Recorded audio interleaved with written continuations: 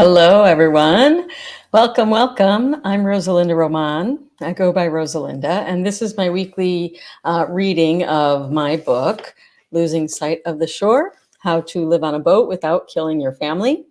And I'm on the last chapter. There is an epilogue, so maybe I'll come back and do that at a later date, but this is going to be the last chapter. First, I wanted to check in, take a minute, because it's been a whirlwind lately. I'm going to show you where I am.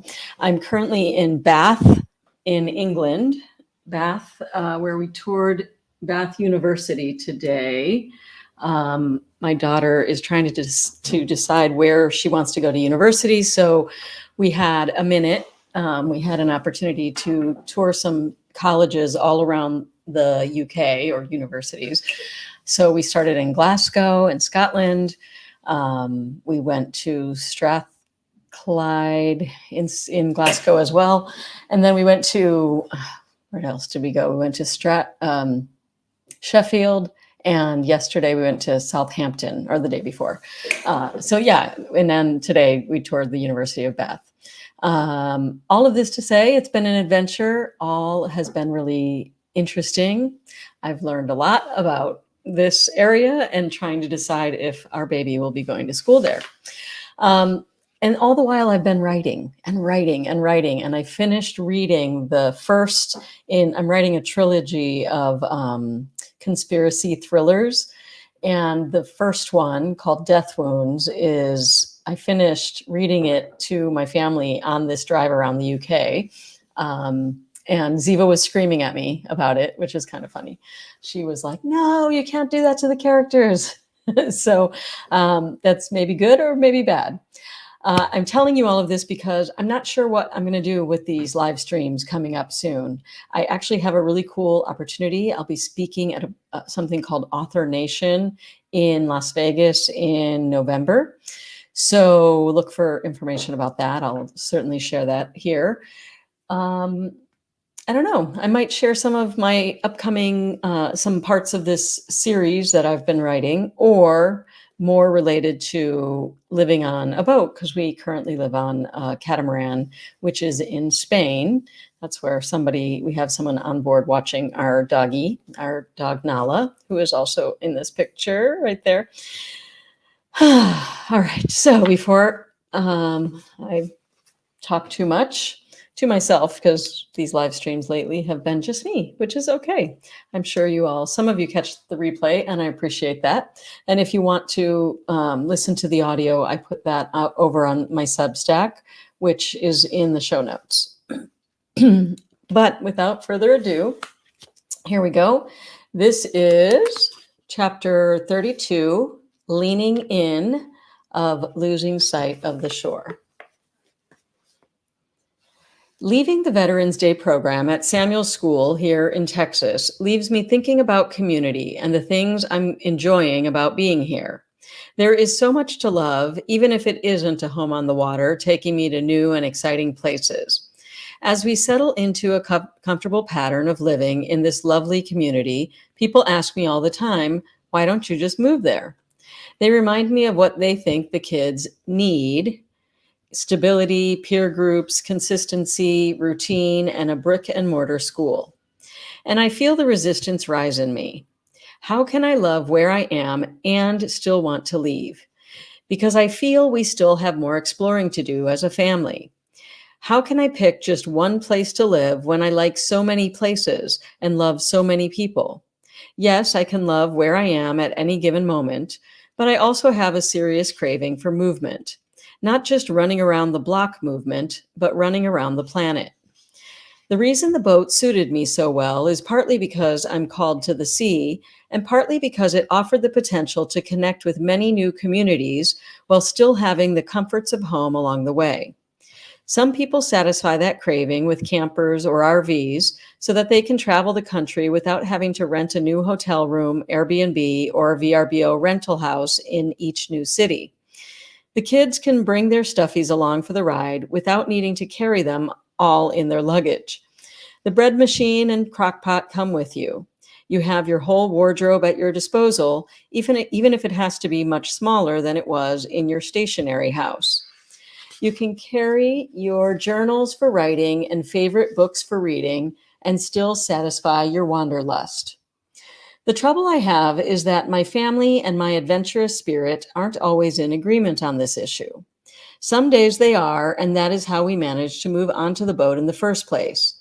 But other days there are epic battles of will, which pit my desire for adventure against my daughter's desire for a consistent training program in her sport of choice, or my husband and his career aspirations. If it were as easy as making the choice between the best thing for them versus my own hopes and dreams, it would actually be easy. If Ahava loved gymnastics more than travel, we would stay put. But she, like every other member of my family, is torn. When we look back at the time we have spent traveling, especially the times we lived on the boats, every single one of us remembers them fondly. On any given week, one family member or another will proclaim, "I miss the boat." At the same time, we all have plenty of times where we are happy being right where we are at this very moment. Perhaps this is the most positive outcome for the adventures we have had until now. When I left New Mexico, I knew with every ounce of my being that I needed to go. Despite all the wonderful people in my life there, I was so unhappy. I needed to travel, explore, escape. At the time, I felt like no one understood me and that I was trapped in a life I didn't really want. When describing how I felt back then, I frequently used the analogy of a tiger in a tiny cage, pacing back and forth and back and forth and back and forth, slowly going crazy, needing to run free. It was that wild, caged animal in me that served as the fuel to propel our family onto the boat. I just had to go. Nathan told people it was my midlife crisis, and looking back, perhaps that's all it was. I see now that the way I felt had nothing to do with New Mexico or any of the enchanting people that I loved there. It had to do with me. I created that angst and sense of dissatisfaction in my own life. If our liveaboard life has taught me anything, it is the truth in my favorite parable my father-in-law, Dr. Sam Goldfine of blessed memory, used to tell. I don't know its origin, but it went something like this. A man was sitting at a crossroads near a town. As he sat there, another man was passing by and decided to stop for a chat. "Hello, sir. Do you live in that town up the road?" "Yes, I do," replied the first man. "Wonderful," said the traveler. "I've been thinking about moving there. Can you please tell me what the town is like?" The first man responded with a question. "Well, what is the town you're coming from like?" The traveler responded, "It is a terrible place. People are cruel and unkind. Lots of robberies and crime. It seems like everyone is out to get you in one way or another. Simply awful." "Alas," said the first, "this town is a lot like that." The traveler thanked the man for his honesty and went on his way. Sometime later, another traveler passed the crossroads and also struck up a conversation with the man.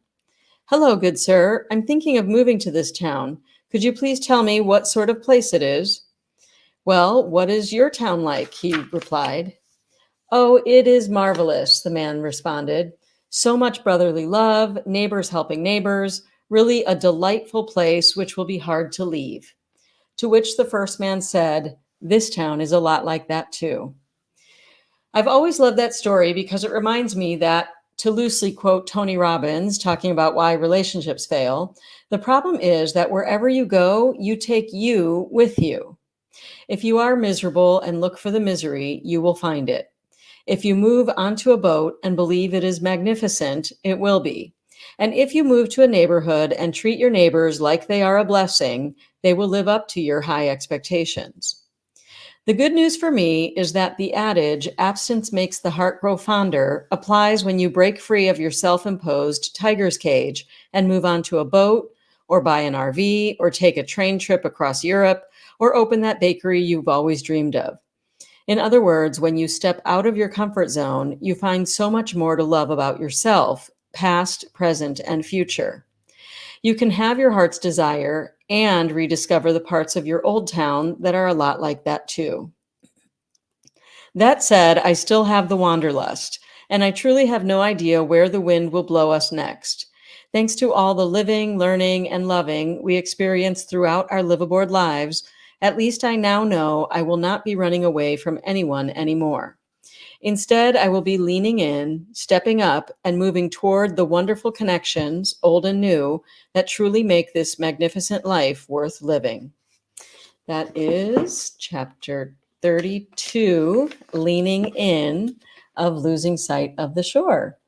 That is also the last full chapter of this book, which I have now officially read almost the whole thing of. I do have a few pages of an epilogue, and then there's me in the back. I also have a very long dedication acknowledgments. So if you are someone who is in my life, there's a good chance that I may mention you. Well, at least the people like my cousins and my kids and, my family and some friends. All right, that's it for now. I am going to take a break for the next 2 weeks at least. Let me see a calendar really quickly. It is now September 10th, and I've got a lot coming up until the end of September. So since October 1st is a Tuesday, I will either do a live or come back here and tell you what I'm doing by October 1st. Okay? In the meanwhile, I hope you have wonderful adventures wherever you are. Thank you so much for supporting me while I've been reading my book. It's helped me a lot to stay consistent. My talk that I'm giving at Author Nation is about live streaming, so it gave me practice and a community to talk to. So thank you so much. If you want to find me and follow me, you can join me over on Substack. That's rosalindaromán.substack.com. Or I just launched a website. It's rosalindaromán.com. And finally, I guess if you haven't done so already, you might consider buying Losing Sight of the Shore on Amazon. I actually just put it in KU, which is Kindle Unlimited, so you can find it there as well. All right, that's it for now. Thanks again. I'm Rosa Linda Román, and I hope you go enjoy Losing Sight of the Shore. Bye.